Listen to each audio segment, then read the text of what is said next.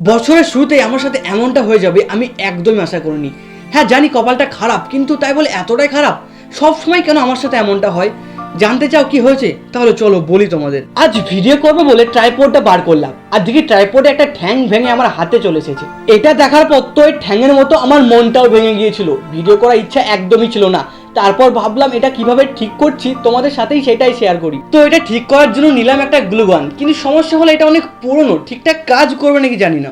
আর আমি ভিডিওটা হয়তো মজার ছলে বানাচ্ছি, কিন্তু সত্যি কথা বলতে আমি খুবই কষ্ট পেয়েছিলাম যখন দেখলাম আমার ট্রাইপডটা এইভাবে ভেঙে গিয়েছে।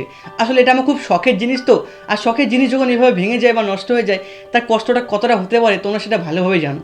দেখলাম গ্লুগানটা ঠিকঠাকই কাজ করছিল, কিন্তু সমস্যাটা হলো আঠাগুলো ঠিকমতো লাগছিল না ট্রাইপডের সঙ্গে। অনেক কষ্ট করে এরকম ভাবে একটা স্ট্রাকচার তৈরি করতে পারলাম। তারপর একটা ব্ল্যাক টেপ কিনে নিয়ে এসে সেটা চারপাশে সাটিয়ে দিলাম যাতে একটু বেশি শক্তপোক্ত হয়। যেটা করেছি আপাতত কাজ চলে যাবে, কিন্তু জানি না কদিন টিকবে।